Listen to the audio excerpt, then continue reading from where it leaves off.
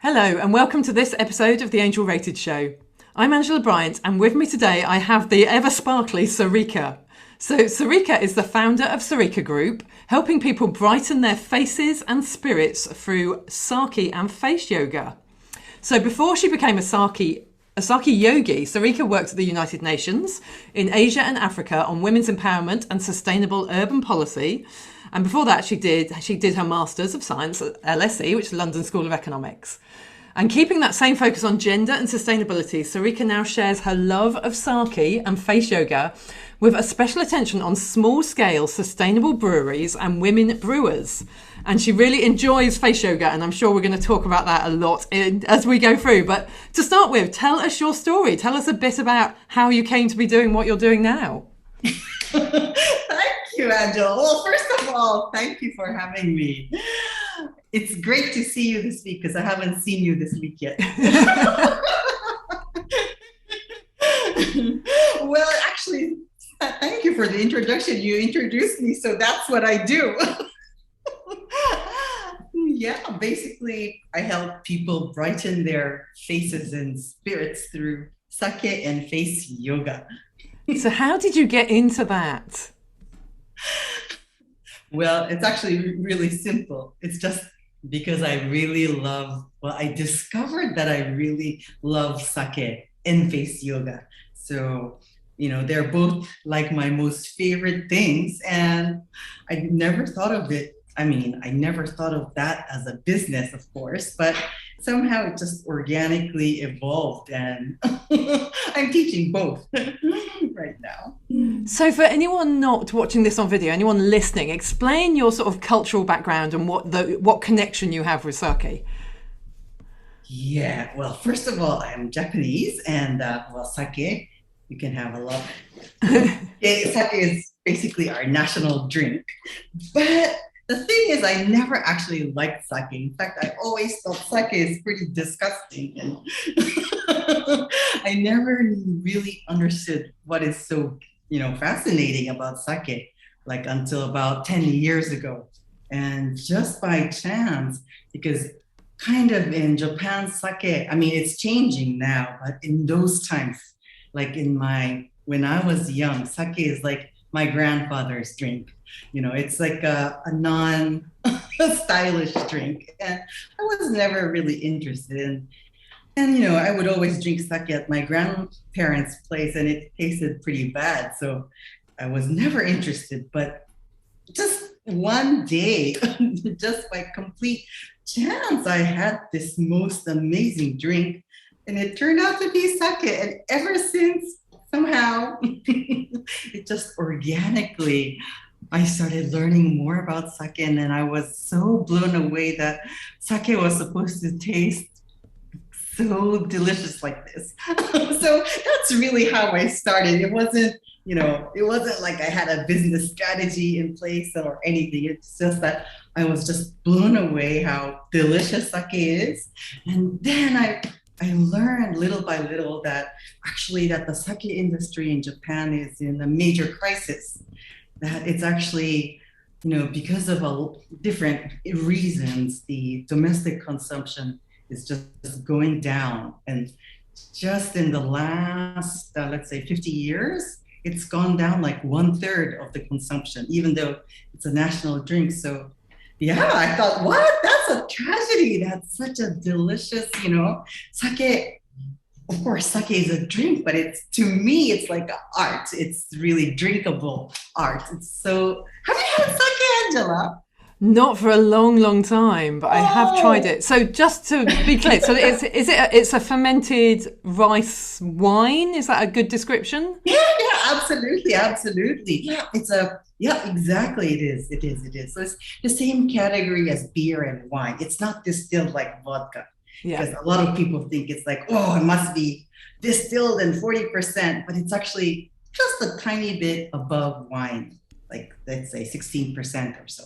Yeah, it's exactly like you said. You know it. Yeah. So you obviously have become passionate about it and really want to promote it. And so that's obviously the sort of the drive behind the business that you've created, your Sarika Group, is to do that and help do that education.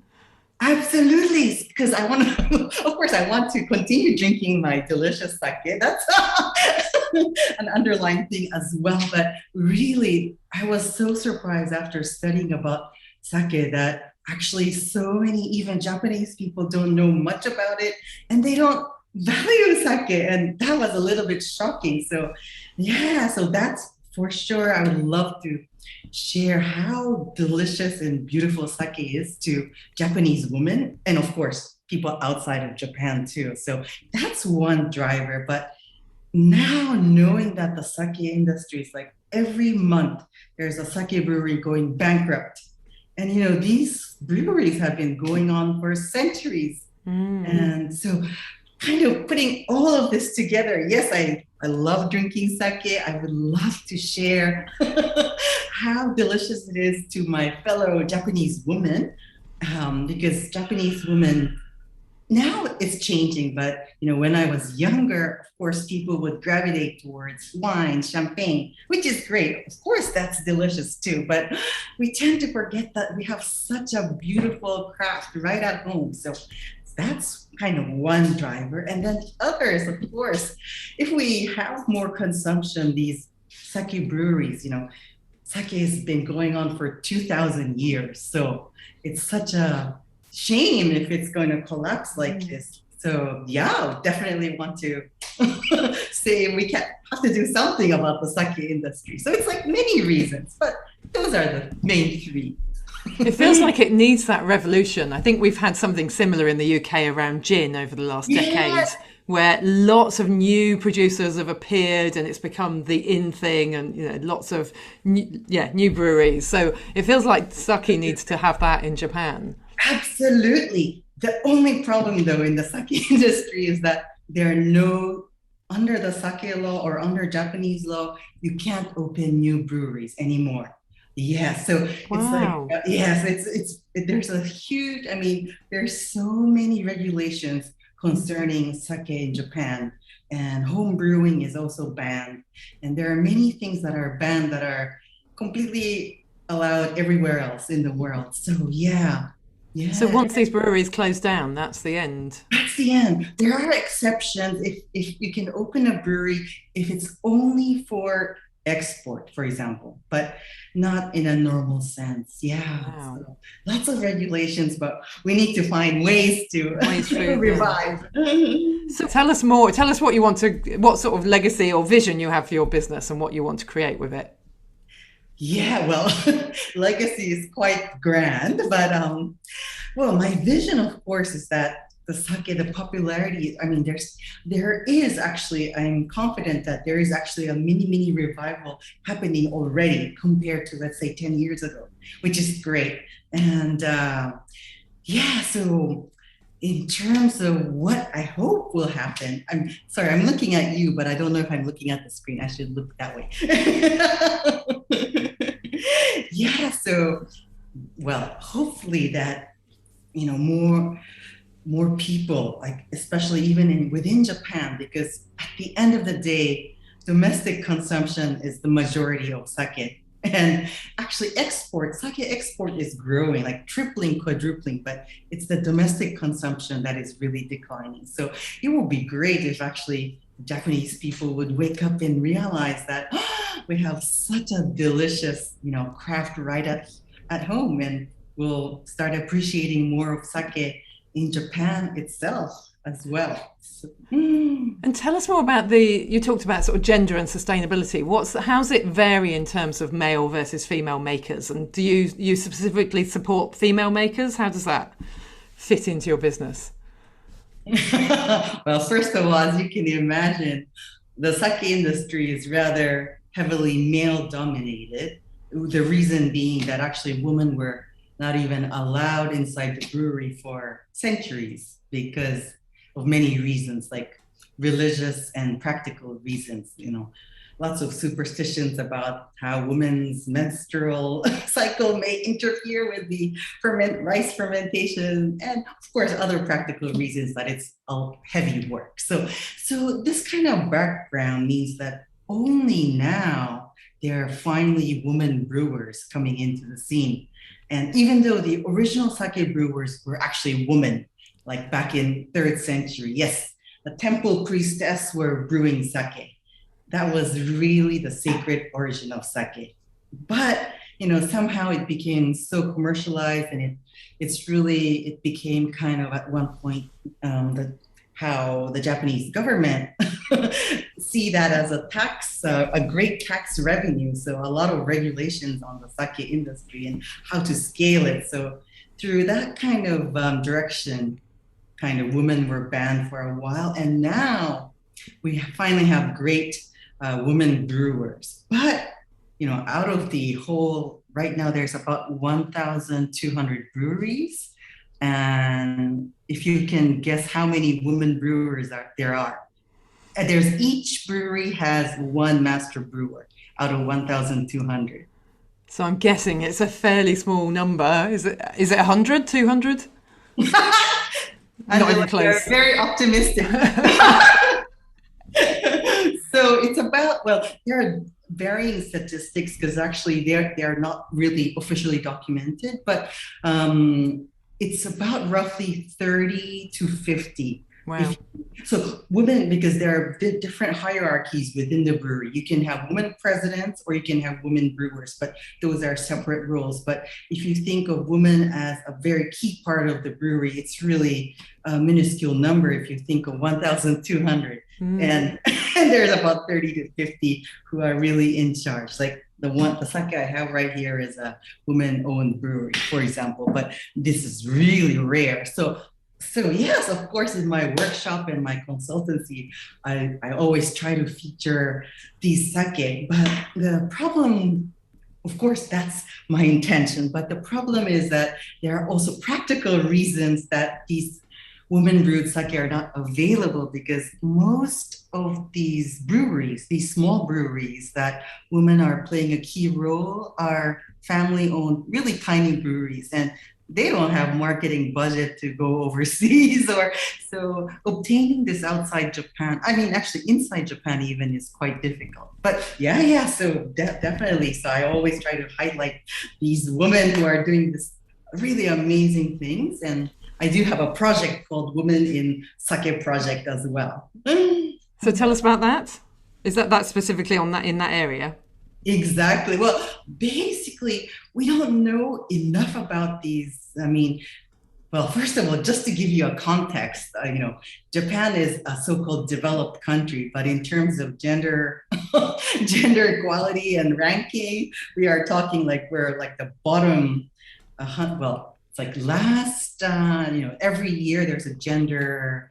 What is it called? A gender kind of index, that's issued by a lot of places issue it, the World Economic Forum, etc. So I think the last one, 2021, Japan was like 121 out of 156 countries. So we're like the bottom,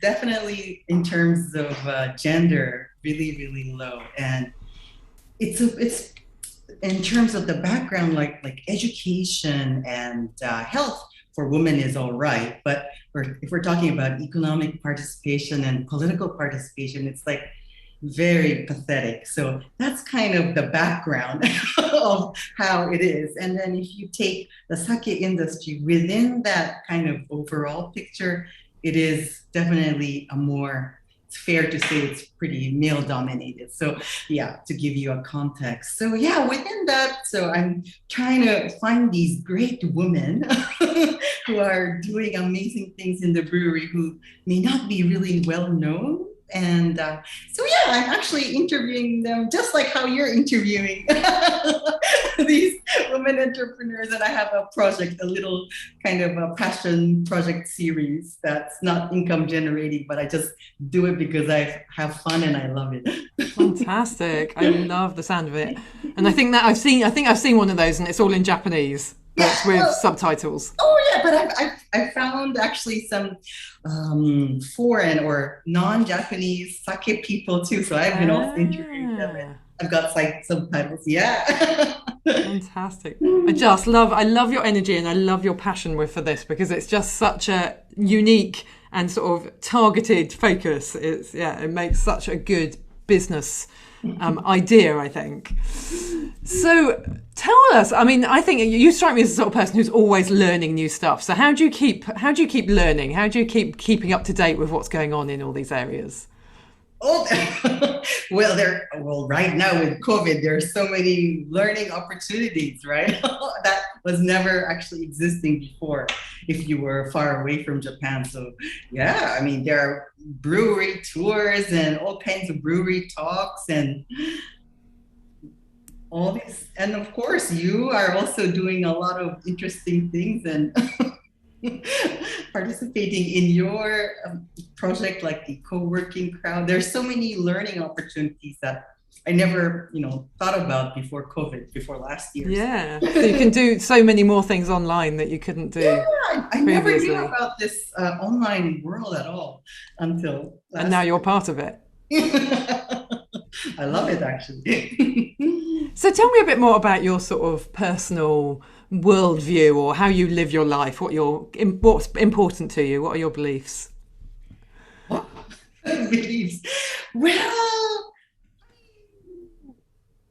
I guess that would be the same for any human being. I mean, very fundamental beliefs about family, love, and yeah.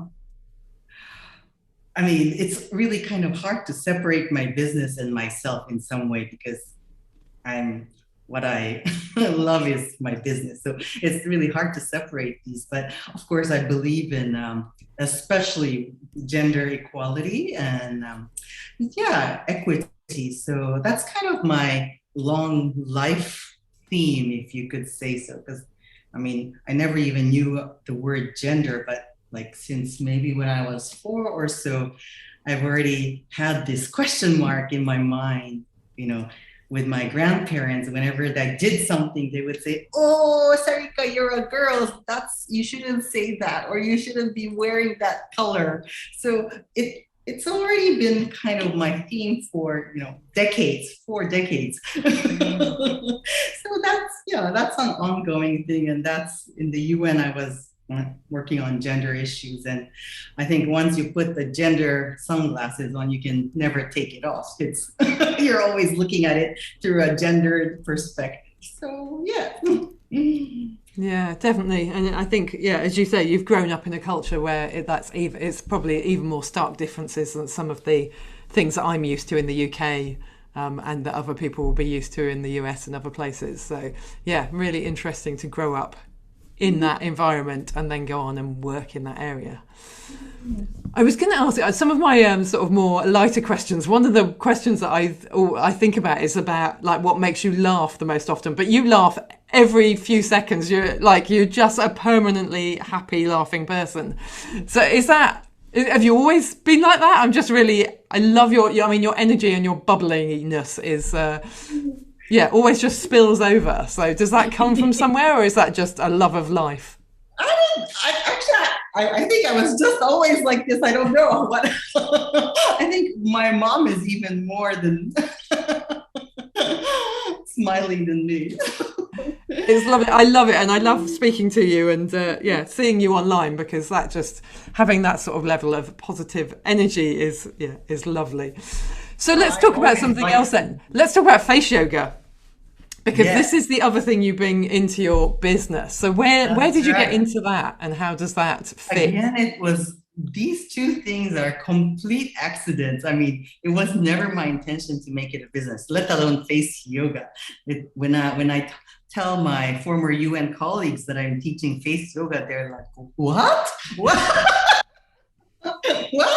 What happened? So face yoga is basically a face exercise, and unexpectedly I got into it so much because it looks like a joke, really, like the poses are like, but it actually has such a profound effect internally. Yeah, I know it sounds really implausible when I tell you this, but our facial expressions and our mind, how we feel and our emotions are actually so connected. That's why when a lot of the times we carry stress on our faces, and when you actually let go of the facial stress by doing face yoga, you actually let go even your stress in your mind. So I really started loving it so much, but I never thought of teaching it.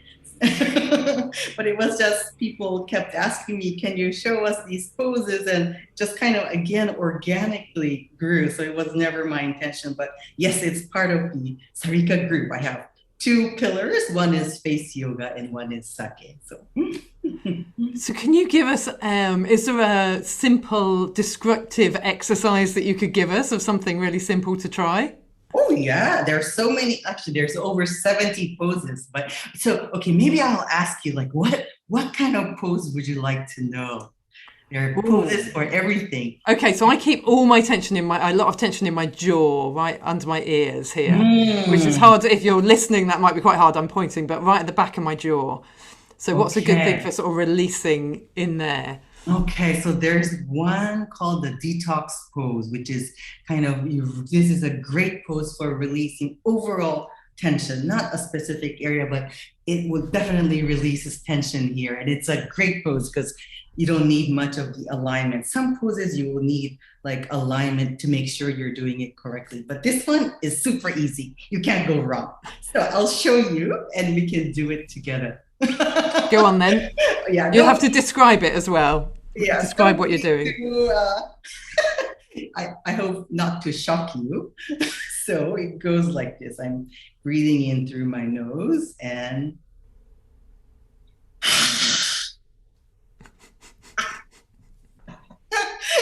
yeah, so what I did is actually I expelled everything out of my system. And in face yoga, there's a lot of mind and the face muscle connection. So you want to be visualizing what you're doing. And when you're inhaling, you're visualizing, you're taking in all the great things, like all the positive things from the universe. And when you're exhaling, in this case, through your mouth, you're visualizing that your stress, your worries, and you said you have tension here, all that tension is expelling out of your system. But when you do this, you're going to use your tongue, and you'll actually feel that your tongue and your inner muscles, inner organs are actually really connected, and you will feel even your core engaged when you do this. So yeah, we'll do it together then. Okay, let's give it a go. So the shoulders are relaxed. And you can, if there's any residual tension, you can kind of tap your forehead a bit. Yep. And yeah, there's no point doing face yoga when you're feeling tense. So you want to make sure, because our posture and our emotions, just like the facial expressions, are so connected. So if we're hunched back, we feel sad. And if our heart space is open, we actually feel open and better. So you want that heart space open. And now you're going to inhale through your nose, taking in all the good things. And then you're going to exhale through your mouth. And really, really stick your tongue out like you really mean it even more. Yeah. Do you feel that your core engaged when you do that? Yes. So you really want to exhale everything out, because we don't tend to exhale everything when we're breathing normally. Sometimes we're focusing on inhaling, but sometimes, we forget to exhale completely. So you want to exhale everything out. And that pose is a great one for tension, even hangovers. Yeah, so that's called the detox pose. Thank you. That was brilliant. I'm going to have to try that more when I'm not on video. Well, I'll do a few more of those later on. So before we start wrapping up, just tell us a bit about it sounds like you've lived all over the world. You've traveled everywhere. You've been to so many different places. Well, tell us about some of your favorite places to have lived and worked. I really enjoyed everywhere I've been, but especially, no favorites. I mean, with the UN, I was working in Nairobi, Kenya, and Bangkok, Thailand, and Vietnam.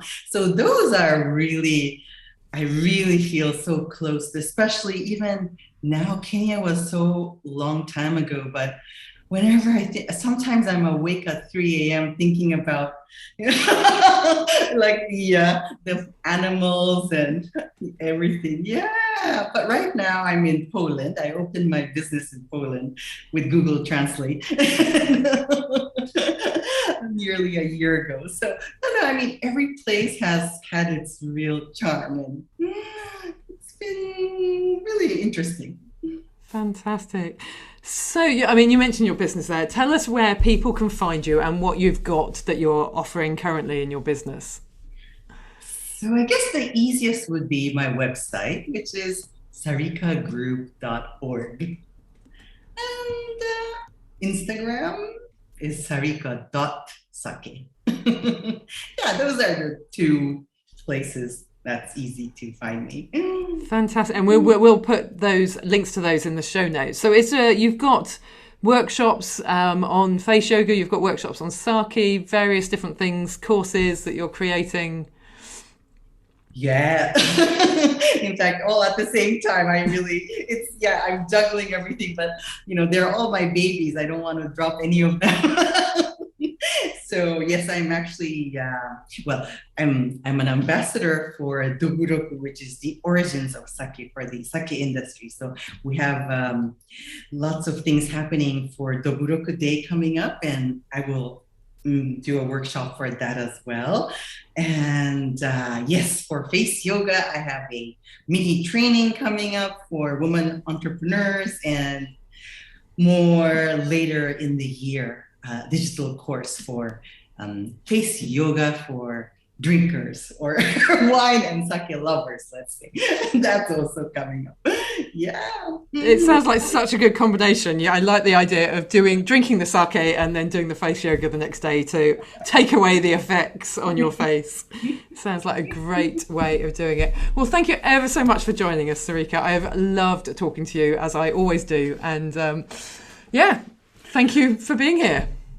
Thank you, Angela. Really, thank you for having me. And I really love what you're doing. I mean, I really admire two of the things you're doing, the angel rated and the co-working crowd. I really, really appreciate that. Thank you. That's so kind of you. So kind. So, well, there we go. That's the end of this episode. If you want to read the show notes and get any of the links to Sarika, you can go to angelrated.com/podcast.